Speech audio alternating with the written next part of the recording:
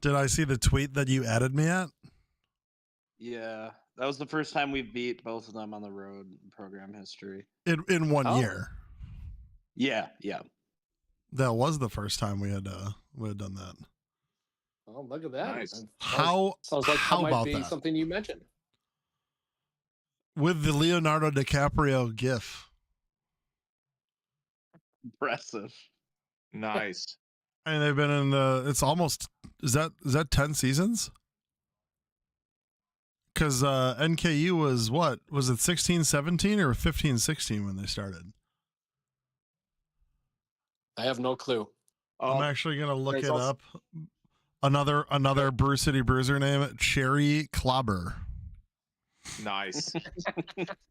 and an update on Steve Elam tonight. He had 26 points, 10 rebounds.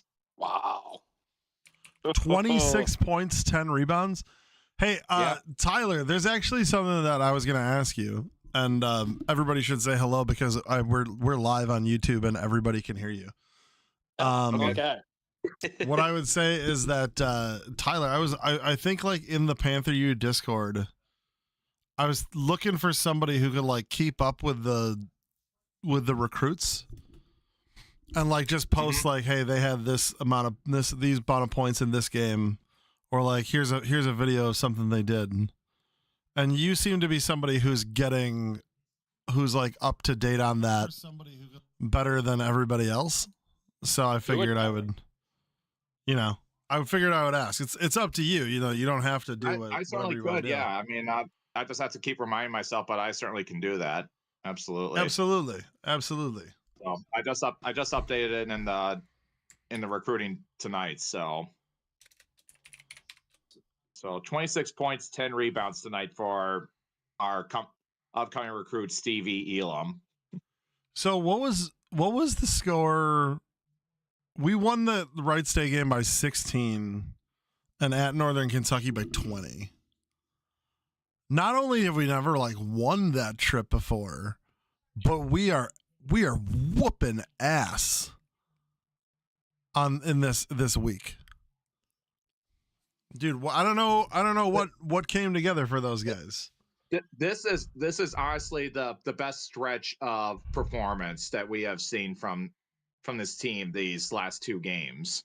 Like just putting together back-to-back performances. Probably, I mean, I don't know if I'll even count the Green Bay. Like just playing quality competition. Green Bay Akron maybe. Yeah, Green Bay Akron was a solid back-to-back. But and Cleveland State, you could include Cleveland State in that one too. Yeah. But we're having Green Bay. We're having a pretty good stretch. If not for that Robert Morris loss, we'd be on a 5-game winning streak. That'd be our second 5-game winning streak of the year. Cleveland State at Green Bay, Akron, North Central, and IU Indy. I mean, which would make this one would have been more impressive because, well, I suppose we did play a Division II game in this 5-game winning streak too. With Green Bay, yeah. Poor Green Bay. But knock on wood, this team has not had consecutive losses since the end of November. Yeah. When we lost to UCF and Southern Miss. Mike Stack brings up in the YouTube chat, it very well could have been the loss to Robert Morris that pissed everyone off. I know that I was pretty pissed off because I felt like in that game, especially when Andy Toole got the technical, like they were giving us an opening and we just couldn't take it. Just a really frustrating turn of events at that. Maybe that caused the the player team meeting. It's possible. Yeah. Jimmy, did you see Pratt had 0.87 points per minute tonight? No. Wow. Pretty impressive. Still on KP with 0.583 and 0.536 points per minute. That's called efficiency when you're out there. Yeah. Let's see. We do not. The game is not up. It probably won't be up tomorrow morning on until tomorrow on Basketball Reference. But Yeah, going over the stats with everybody again. I mean, Tyler went over it before we went live. But yeah, Eric Pratt, 20 points in 23 minutes. That is amazing considering the fact that he didn't even start the game. Aaron Franklin did get out there. Isaiah Pippa White got out there. Lyric Davis finally got out there and got a 3. Stack says, I was really pissed because that was the one game I took my grandpa to this year. I was hoping he'd see a win. He's a 100-year-old World War II vet. Oh, I met him. He's super cool. Oh, you're thinking of I guarantee you, Stack, that your grandpa was just happy to spend time with you. No, dude, he did not care about the outcome of the game. He got to hang out with his grandson. Like that's the most important thing to him, I'm sure. Hey, tell Mike we should have him on our Discord some night and have him, talk us. I mean, I've never seen anybody so with it at 100. He was more with it than Mike is. Oh yeah. Yeah, it's amazing. Well, a lot of people are more with it than Mike is.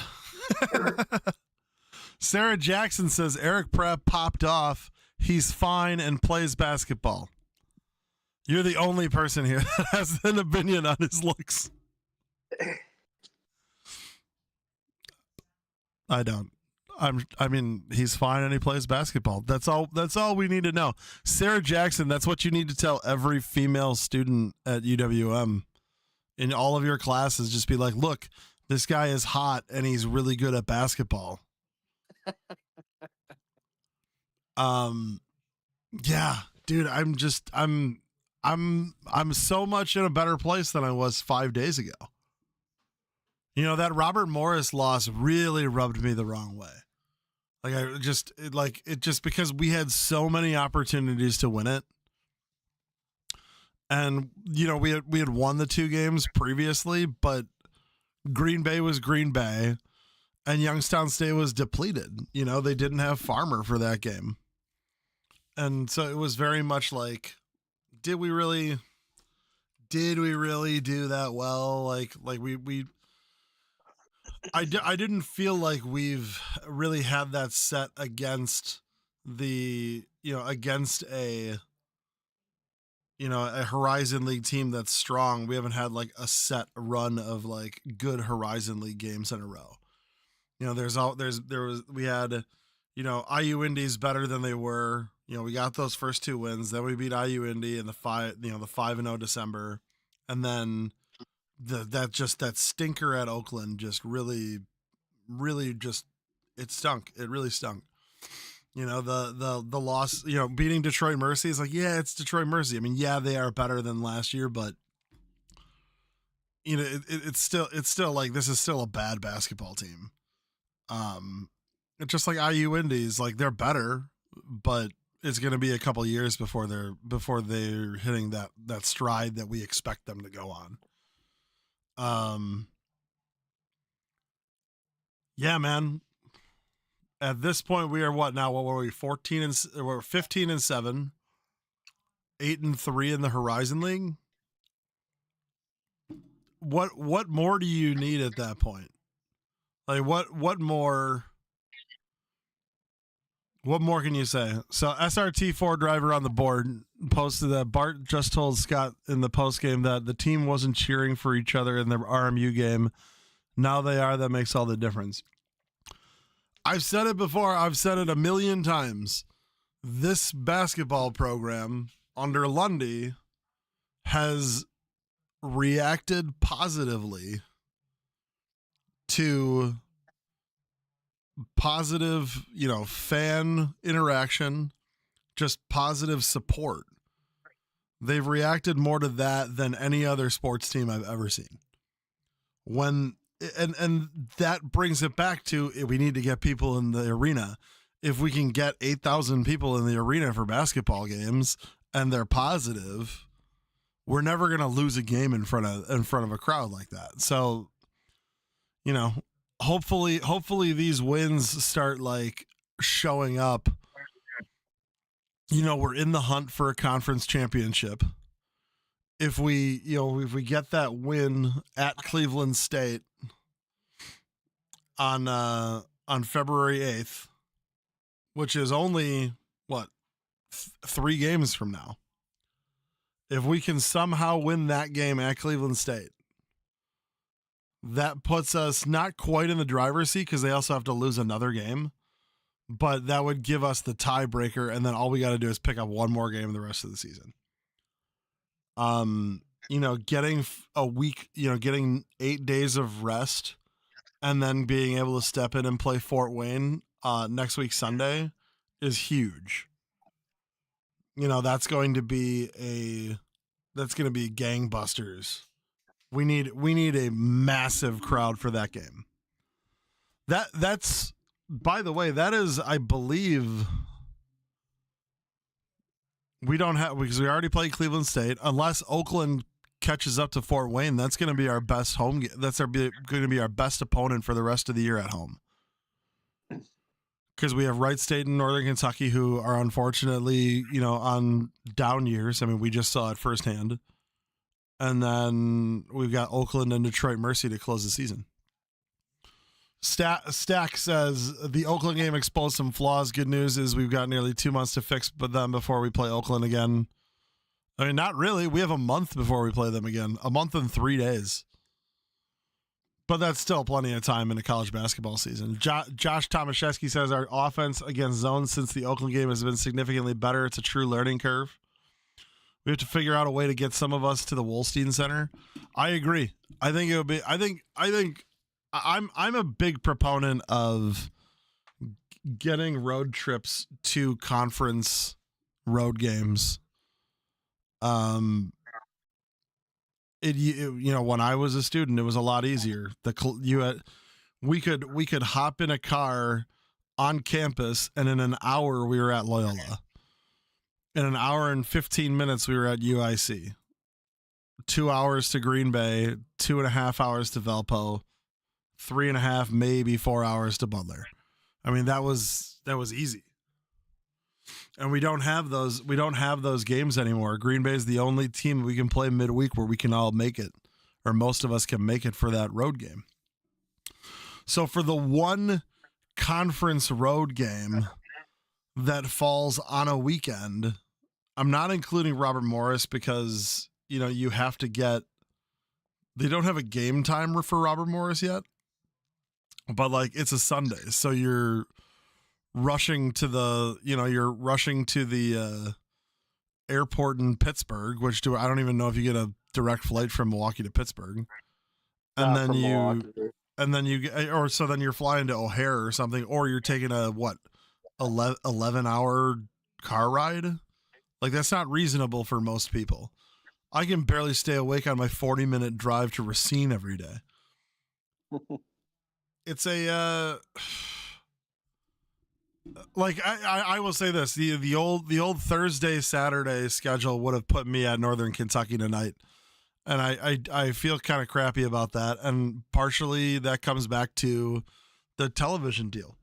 The Horizon League has been beholden to ESPN for our entire existence on national television, and ESPN really has only given us. We had that run of years where we had a national game of the week on ESPNU, and that was only 10 weeks.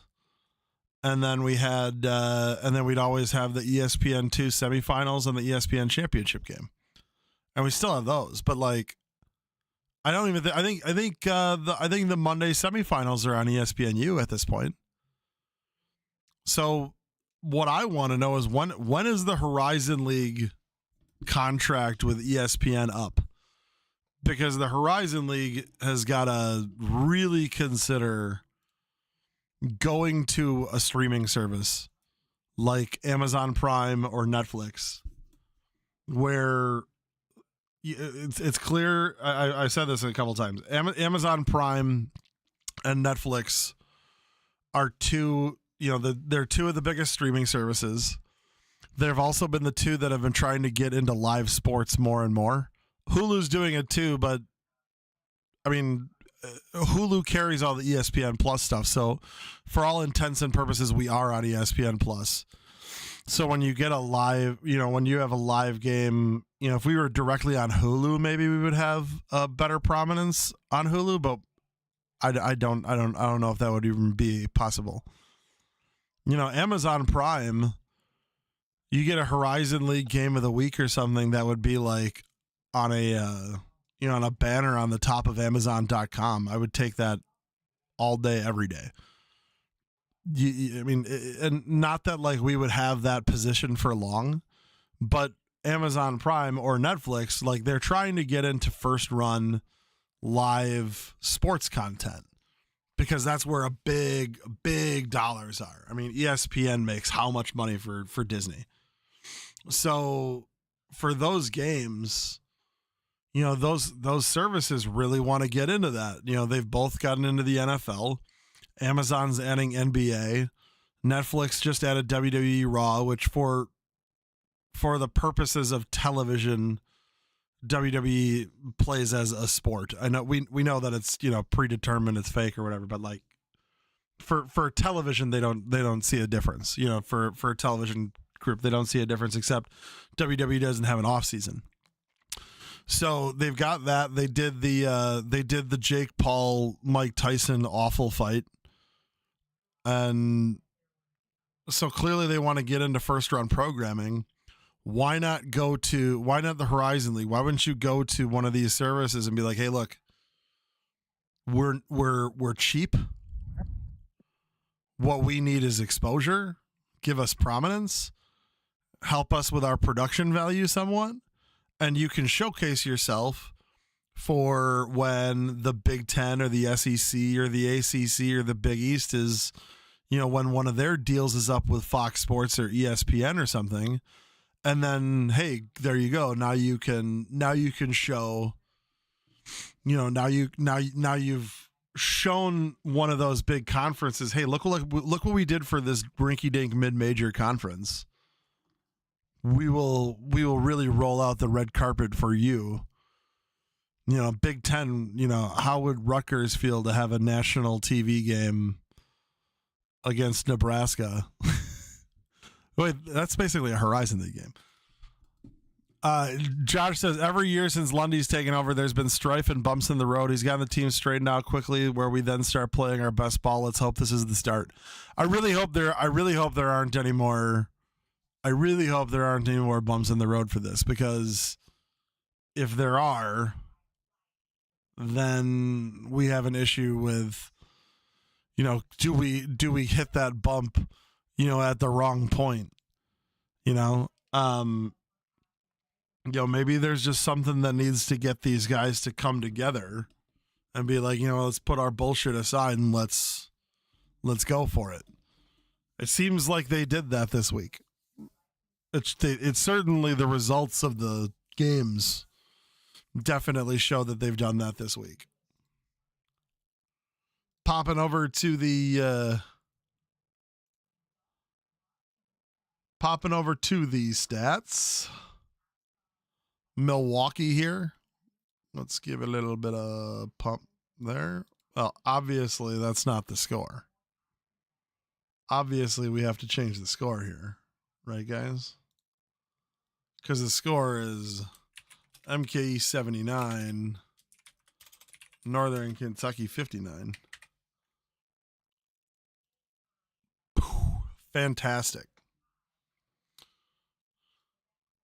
I'm just going to go dark with this because then it's not so bright in my eyes. Numbers that jump out at me for individual stats. You'll see this here. Look at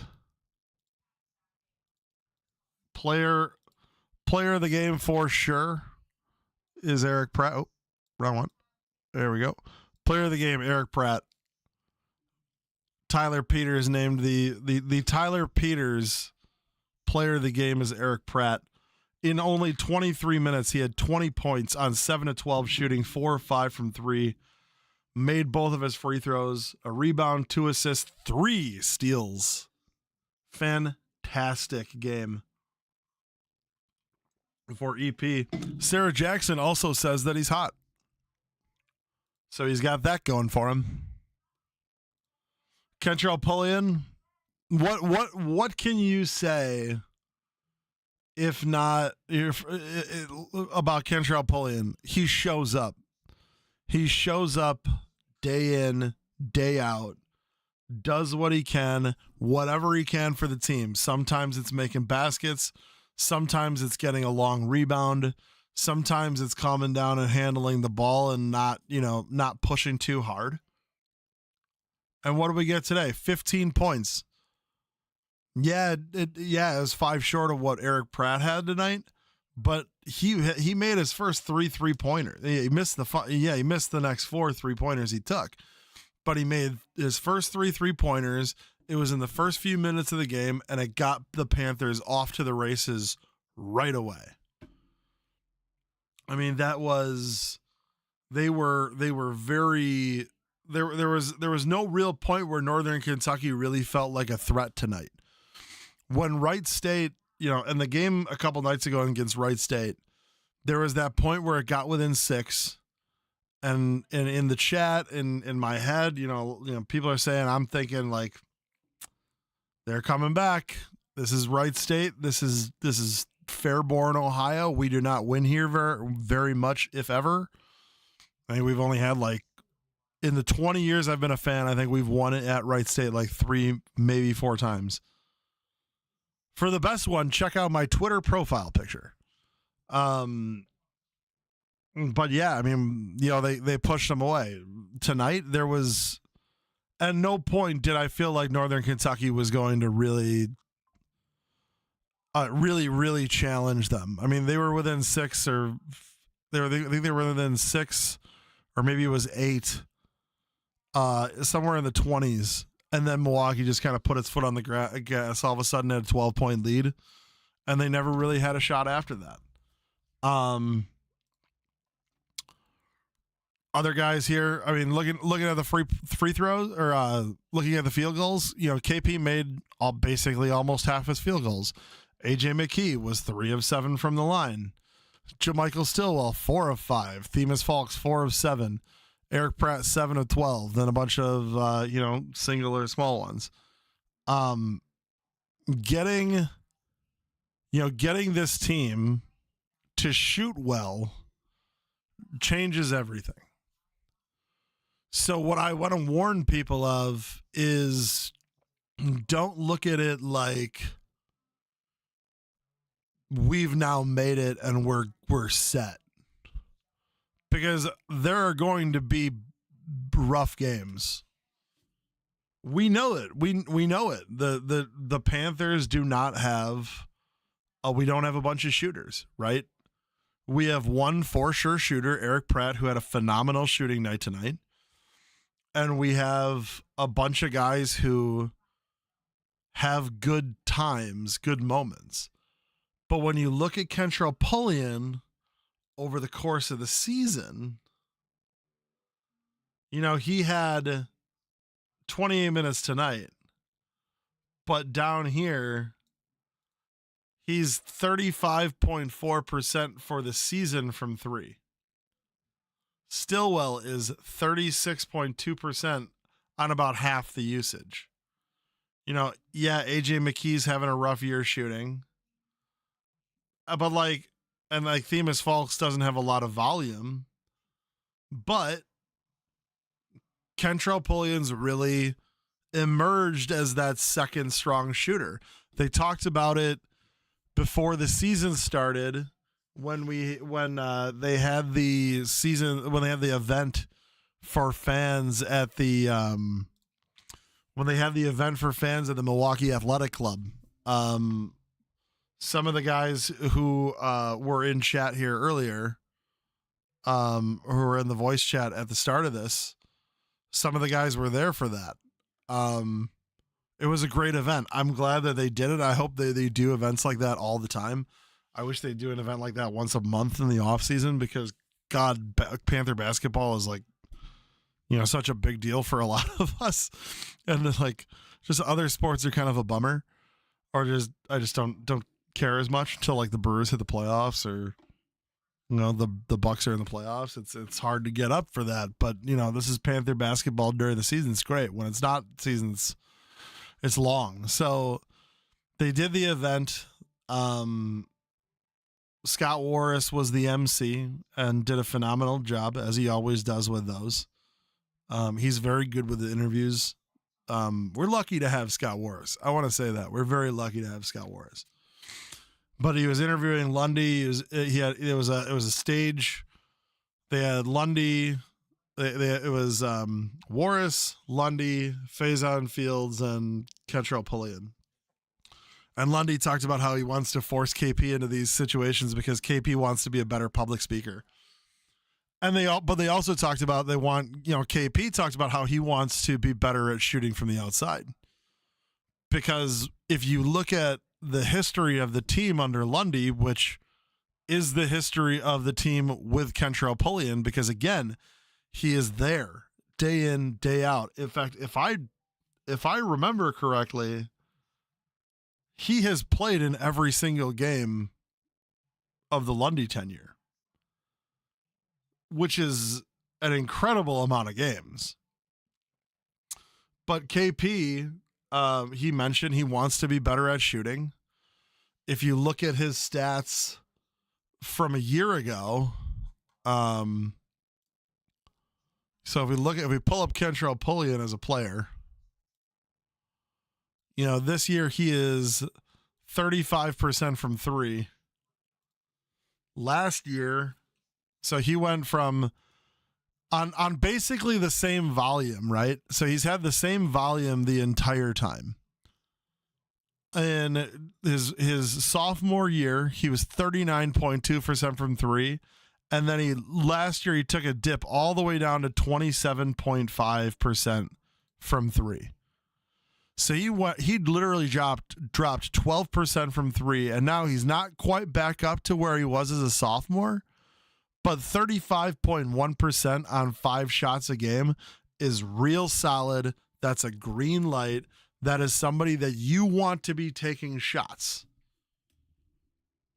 And if this team, how far this team goes is dependent on how many guys they can trust, how many guys that they can trust to shoot the three during the long stretch during the postseason, in March Madness against the Horizon League teams and in the big dance against in the NCAA tournament. That's what you need, because if we have the team, if we walk in there and we're having difficulty shooting like we did against UNI, like we did against, pick a game, right? I mean, we've against Oakland, definitely the best example of it. If we shoot like we did against Oakland, or we shoot like we did against UNI, if we are lucky enough to have gotten to that NCAA tournament, it's going to be a tough one. It's going to be a tough one because, we'll be playing bigger team. A lot of these times, these teams are going to be bigger, stronger, faster. That is the unfortunate truth of it. And the NIL thing has started to chip away at something that really helped mid-majors, which is mid-majors would often have more experience because you'd get a bunch of guys, they'd be together for 4 years and they'd go into the tournament. Think of our team in 05 and 06. In 05, you had seniors, your seniors were, Rob Sanders, James Wright, Ed McCants. You had juniors, the other class is juniors, Chris Hill, Adrian Tiger, Joa Tucker, Boo Davis. The next year, those guys were seniors, and they would add like one or two, they added like Kevin Messiah, but like the point is that your core is an experienced group. And one thing that the NIL has taken away from that is you get some of these bigger teams, these high majors, and they've gone out and paid for the mid-major superstar to come play for them. BJ Freeman, Trey Townsend, Noah Reynolds. Those guys are all in the Big 12 right now because they did well here. Well, what really worked out for us, and I want to give Lundy and his staff a ton of credit here. If you look at our roster, you look at this roster, Fulks, senior, Kentrell Pullian, senior, AJ McKee, senior, Eric Pratt, senior, Darius Duffy, senior, Faison Fields, senior. These guys, 6 of our top players are seniors. Franklin, Jovanovic, Lovelace, Stillwell are juniors. So basically our entire rotation, minus Aaron Franklin. I'd love for him to be in it, but he's an odd man out at the moment. Basically our entire rotation is juniors and seniors. And some of these guys are not like 21-and-a-half-year-old seniors. Some of these guys are 23-year-old seniors, 24-year-old seniors. So, that translates. And you want it to translate when you get to the long stretch of it. And the real long stretch is coming up, man. The Panthers are coming on it. Stack says recruiting JUCO and former JUCO players is huge in constructing this roster. Yes. Getting guys like Pratt, getting Stillwell. Also, like an unsung hero on this stretch, which we should definitely be giving him his flowers here. An unsung hero is Joa Tucker. Joa Tucker has busted his ass to get the Panther Future Fund off the ground, raising money, putting it together, doing what he can. And he brought guys like getting the Panther Future Fund together, made sure that we could get guys like JaMychal Stillwell to come play for the Panthers. We're not, these guys aren't making $500,000 from us, but I'd argue, as much as we all love BJ, I'd argue JaMychal Stillwell's having a better season than BJ is. And BJ will have a very long pro career, and we all hope that he makes the NBA. But at the moment, he's playing for Arizona State, and the only reason I care about Arizona State is because of BJ. Milwaukee's our program. So the fact that we are doing what we're doing is absolutely fantastic. I'm looking forward to having a weekend where I can just, chill and not think about like the next Panther game. And then we got a whole week. February 2nd is the next game. The next game is February 2nd at home, and it's a home game that we all want to be at because we lost that Fort Wayne game, and that was a winnable road game that we coughed up and did not win. Not only should we have won that game, but, like the Robert Morris game here, that was a game that was winnable that we just didn't put together. The Oakland game, if you really look at it, if you go back, the Oakland game is the only loss since Longwood where we for sure lost that game. I don't think people like UCF was within a hair all the way down to the final minute. Southern Mississippi, we essentially lost on a buzzer beater. Oakland beat the crap out of us with amazing defense, and they took care of the ball, and they just beat us. But Fort Wayne and Robert Morris, we should have won both of those games. We had not great games, and we should have won both of them. We should be 10-1 in the Horizon League right now, and we're not. But you know what? It's okay because it's all water under the bridge. What matters now is the next stretch. Home against Fort Wayne, on the road against IU Indy, the huge game on February 8th. I cannot be there. You guys know that I can't be there. February 7th, February 7th is my surgery to get this cancerous sack of shit left kidney out of my body. So as much as I would love to be there, February 8th, I cannot be there because the day before I'm getting an organ chopped out of my body. But I would love to see as many of you guys there. Stack is going to be there. I'd love to see a couple dozen Panther fans make that road trip. I know it's not easy. I know Cleveland State is not the most fun town. But 10 Panther fans can take over the Wolstein Center. And for this team, again, this matters more than any other team I've ever seen. Positive reinforcement, supportive fans cheering for them does more for this program than it does for anybody else.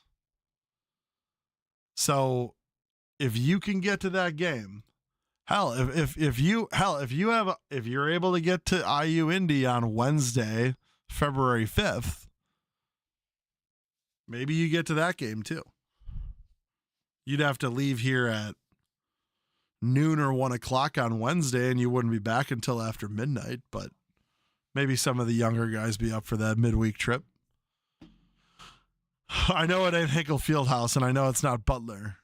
So those Thursday night games that we would have at Butler, like those were for sure games, and now it's IU Indy. So do you really want to go? But IU Indy is not a bad team, man.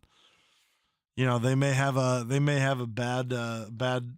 bad Ken Palm rating, a bad net rating, but they were not an easy out for us at the Klachi Center. So what are they going to be at home coming off that loss? I've been saying 5 losses wins the Horizon League. Panthers have 1, 2, 3, 4, 5, 6, 7, 8, 9 games to go. 5 of them at home, 4 of them on the road. Those are 4 tough road games. IU Indy, Cleveland State, Youngstown State, and Robert Morris. Those are going to be 4 tough road games. It's the jungle, not Corteva Coliseum. Yeah, it's fine. I'd rather go to a game in the jungle anyways. It's like the old Gentile Center at Loyola used to be, where it's basically just like a one-sided bleacher. Those are tough ones, but if you can make it, I'd go. And if you can't, look at getting to Cleveland State.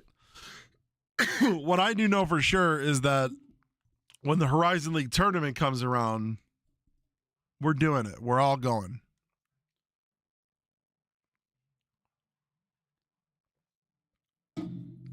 You got a week. Save your voices. We're gonna need them against Purdue Fort Wayne next Sunday. And on that note, I'm gonna save my voice for the rest of the night. You guys have a wonderful Friday evening. Don't do anything I wouldn't do. Stay warm. Enjoy yourselves. If anybody wants to talk, shoot me a DM, shoot me a tweet, shoot me a text. I'll probably be up for a while. Go Panthers for the NKU. One last thing I want to say. I did not catch his name. I've listened to him every year when we play there. I've listened to him for other games. The Northern Kentucky play-by-play radio guy. That was a very first class thing you did tonight, giving me a shout out during the broadcast during the game. I really appreciate it. Like I've said a couple times this week already on the stream. We have this interesting little fraternity of fans where we've all had this shared experience of caring so deeply about basketball games that are played in front of buildings that are 10% full or 20% full. And I will say that having that shared experience, you guys are all my soulmates, not just the Panther fans, but the other Horizon League fans, the other mid-major fans. We're all we are all. I don't want to say sons of Kyle Welliston, but we're all part of the mid-majority. We're all fans of programs that you just know without a shadow of a doubt that there's just no way that you're going to be the one on the top of the mountain at the end of the year. But you hope and you pray and you cross your fingers that one day somebody, just one of us, is going to be on that mountaintop at the end of the year. Kyle Walston had the website, the midmajority.com, for a long time. I was a huge fan of it. I contributed to it a couple times. He made the he initially became famous because he went to 100 games in 100 days. Oftentimes, having the money for it by sleeping in his car and stealing Wi-Fi from hotels and McDonald's. I think it was the 07-08 season or 06-07 season or something. And being in the Northeast, you could actually get to 100 games in 100 days or whatever it was. But he often said this thing. The one thing he's often said is it always ends in a loss. That no matter what the season is, that at the end of the year, every one of us in the mid-majority, and it's the majority because there are more of us than there are of the high majors. There's a few dozen of them. There's a couple hundred of us. And you just know without a shadow of a doubt, at the end of the year, you're not going to be the team at the mountaintop. That it's so many times more likely to be a Kansas or a Duke or a UConn than it is to be a Milwaukee or a Murray State or South Alabama. But we show up anyways because it's either our alma mater or it's the plucky school from our hometown, or it's just fun basketball. And I want to say that being a Panther fan in the Bart Lundy era is a whole lot of fun. We have not even been on top of the Horizon League mountain yet. I'm hoping and praying that we are at the end of this year. I want the regular season title banner. I want the Horizon League tournament banner. And I want to go to the NCAA tournament, and I want to go to San Antonio. And it may end in a loss, but I'll never regret being a part of it. And my expectation is that's true for all of you out there. If you're a fan of Cleveland State, or you're a fan of Northern Kentucky or Wright State or Green Bay, it's not about the NCAA tournament. When we go to the NCAA tournament, it's such a big deal for us that I'll tell you another story before I get out of here because I just like talking. 2014 Horizon League tournament, we're the 5 seed. We survived the first round, won in the quarters against Valpo, showed up in the semifinals at Green Bay in a violently, no, not violent. We didn't get violent that night, but a very strong Green Bay home crowd stole that semifinal, and then 3 days later went down to Dayton to Fairborn, Ohio, and stole the Horizon League championship from under Wright State's nose. And that was cool. But what was also cool was when we went to Buffalo, that first weekend of the NCAA tournament, we had more fans there than basically every other school. The only schools that, every other school that was coming from far away. UConn had roughly the same amount of fans we had. Syracuse had more than we had. Villanova had roughly the same amount of we had, but it's, smaller private school. Syracuse is a huge private school. But like we ended up buying the rest of the allotment of tickets for Ohio State. Ohio State. These high major fans don't know how good they have it. They don't even care about basketball until the second weekend of March. But when you think about it, do they really have it that good? Because I don't even know how much they even care about a game happening on January 24th. Whereas, we just spent 2 hours hanging out with each other watching it, and now you're all here with me talking about this basketball team.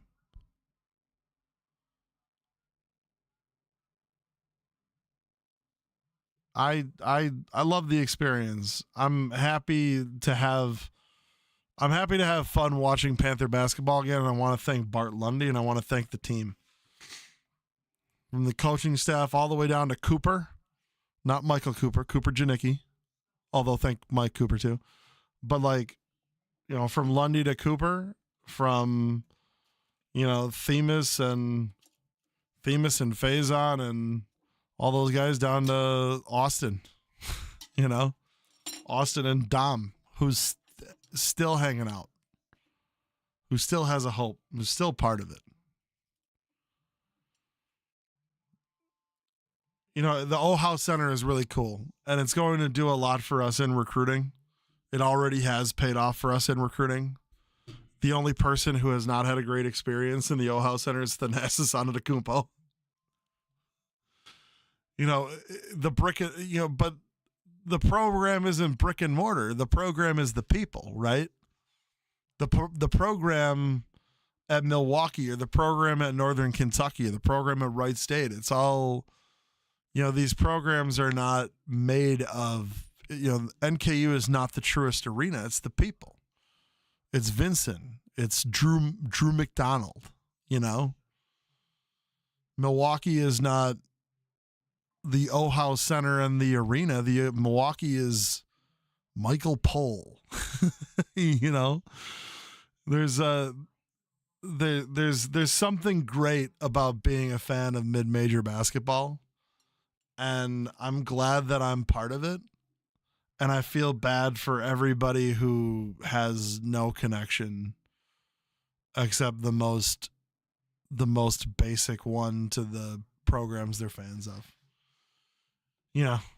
So thank you everybody for coming in. Again, 4-1 in the last 5, 8-3 in the Horizon League. Panthers are 15-7 overall. Looking pretty good. Looking pretty damn good. I would very much like to end the season with single-digit losses. If we can lose 2 more, the rest of the way. 1 game during the regular season, 1 game maybe in the NCAA tournament. But I don't even want to do that. I want to go to San Antonio and shit in somebody's cornflakes. Go Panthers for the MKE. Thank you all for the love and, the support that you've given me this week since we put it out there.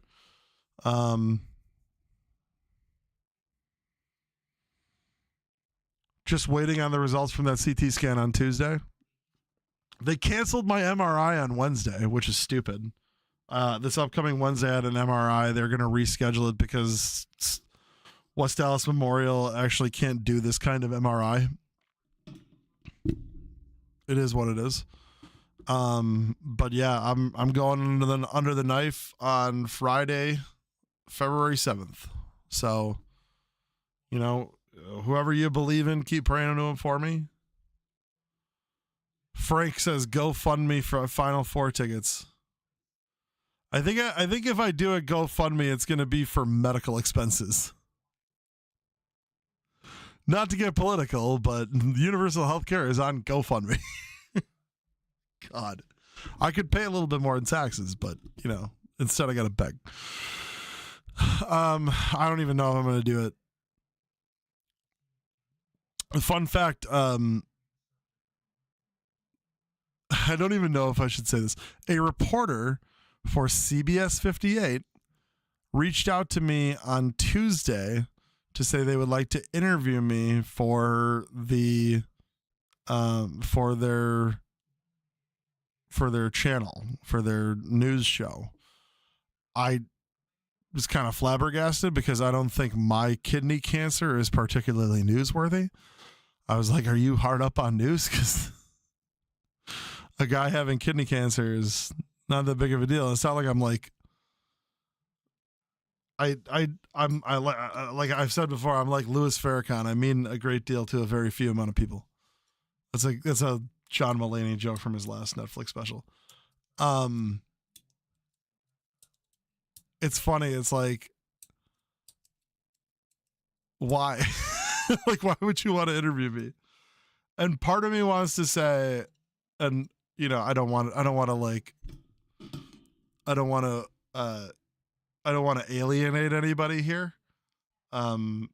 We all get along despite our political differences. You know, some of you guys are like Attila the Hun to me, but it doesn't matter. I love you guys. It's still part of, you know, still part of the program. Still, you know, still love you guys. But this part of me is like, yeah, I'll do the interview if Sam Cuffle interviews me. I really want to say that.